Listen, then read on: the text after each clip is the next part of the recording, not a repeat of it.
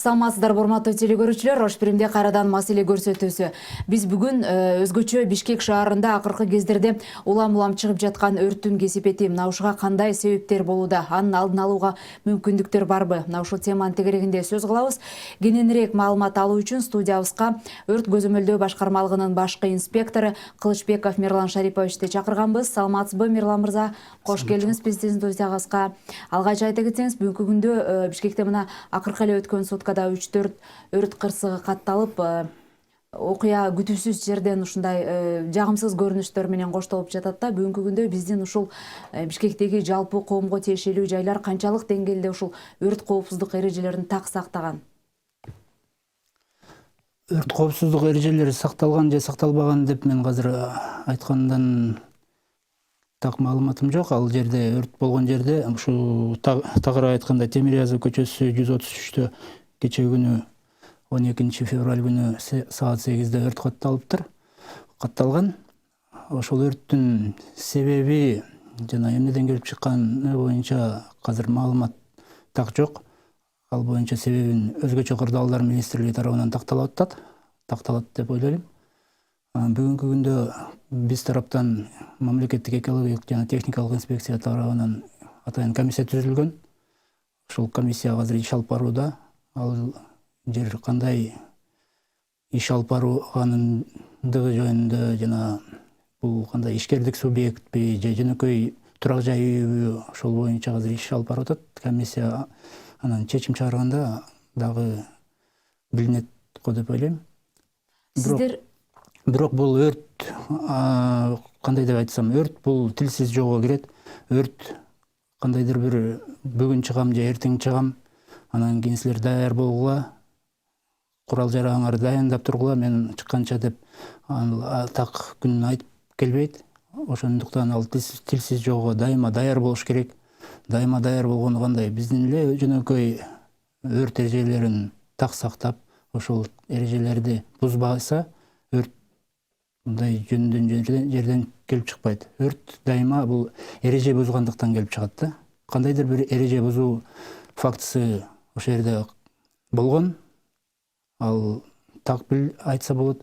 Эреже бузулбаса, ал жерде өрт чыкпайт эле. Сиздердин мекеме тарабынан көзөмөл иштери кандай тартипте жүргүзүлөт? Көзөмөл иштери бизде пландын негизинде жүргүзүлөт. Атайын жарым жылдык план, 1 жылдык планга атайын киргизилет. Ошол план негизинде биз көзөмөл жүргүзөбүз. Көзөмөл дегенде кандай? Атайын буйруктар чыгарат. Кандайдыр бир ведомствоны, мисалы айтсак, өзгөчө кырдаалдар министрлигинин объектилерин текшерүү жөнүндө буйрук чыгат. Анан ошол буйруктун негизинде биздин кызматкерлер ошол буйрукту аткарууда текшерүүлөр жүргүзүлөт. Ишкердик субъектилерди кандай текшерилебиз? Ал субъектилер дагы планга киргизилет. Жарым жылдык же 1 жылдык планга киргизилет. Ал план негизинде атайын мыйзам бар. Ишкердик субъектилерди текшерүү мыйзамы, кандай текшерилиш керек. Ошол план экономика министрлиги менен макулдашылат. Экономика министрлигинен уруксат кагазы алынгандан кийин анан текшерүү ишкердик субъектилде болот. Бирок азыр бүгүнкү күндө бизде текшерүүгө тыюу салынган. 2019 жылдын январь айынан баштап ишкердик субъектилерди биз текшерүүгө укугубуз жок. Эгерде текшерүү учурунда кандайдыр бир кемчиликтер байкалып калса, аларга жоопкерчиликтер каралганбы?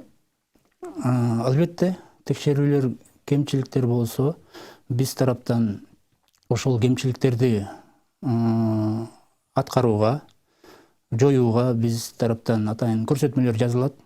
Көрсөтмөдө так жазылат, ошол кемчилик кандай аткарылыш керек.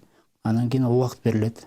Убакыттын негизинде ошол мекеменин башчысы ал биздин көрсөтмөнү аткарууга укуктуу.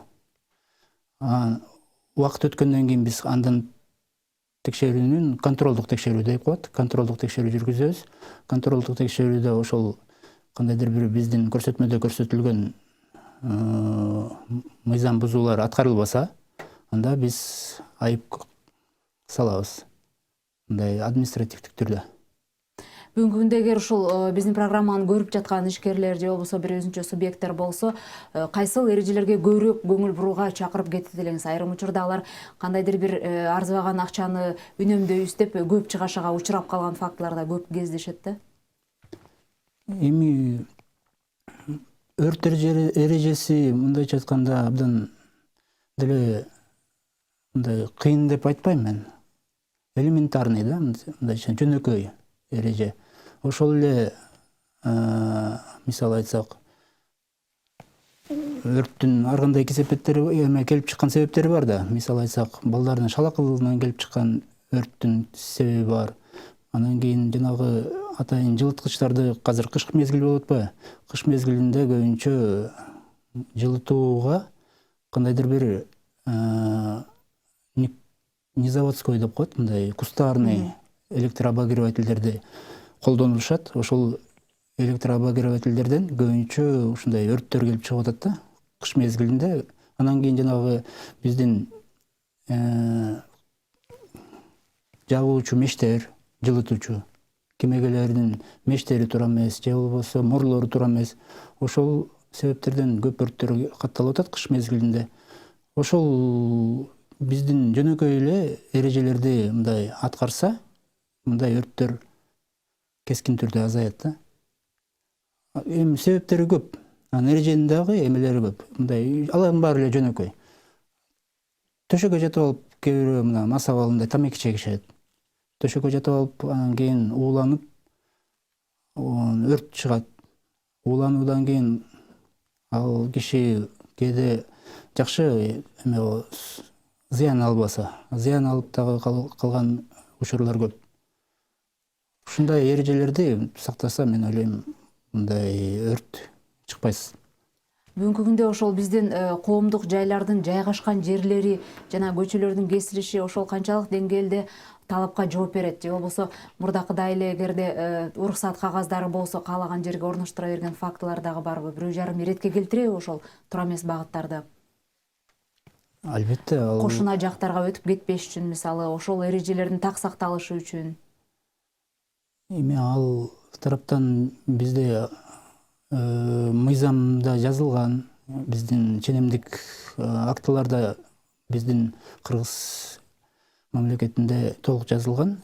Ошол мыйзамдын негизинде эле ишкер болобу, кандайдыр бир жеке турак жай болобу, ошол мыйзамды бузбай так жүрсө, бирөөнүн кошунанын территориясына кандайдыр бир противопожарный разрыв деп коет. Ошол ортосунда бир кандайдыр бир эме болуш керек да, расстояние.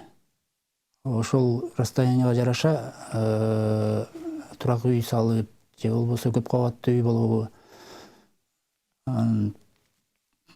проектиден кандайдыр бир аша чаап кетпей, отклонение от проекта деген дагы ушундай суроолор бар, эмелер бар, чыгат кээде. Бирок анын баары тең биз көзөмөл жүргөн убакта биз ага жол бербөөгө аракет кылабыз. Мирлан Шарипович, бизге атайын убакыт бөлүп келип бергениңизге ыраазычылык билдиребиз. Урматтуу телекөрүүчүлөр, ушуну менен бүгүнкү бизге бөлүнгөн убакыт соңуна келип жетти. Кайрадан кийинки маселе көрсөтүүсү аркылуу амандашканга чейин саламатта калыңыздар.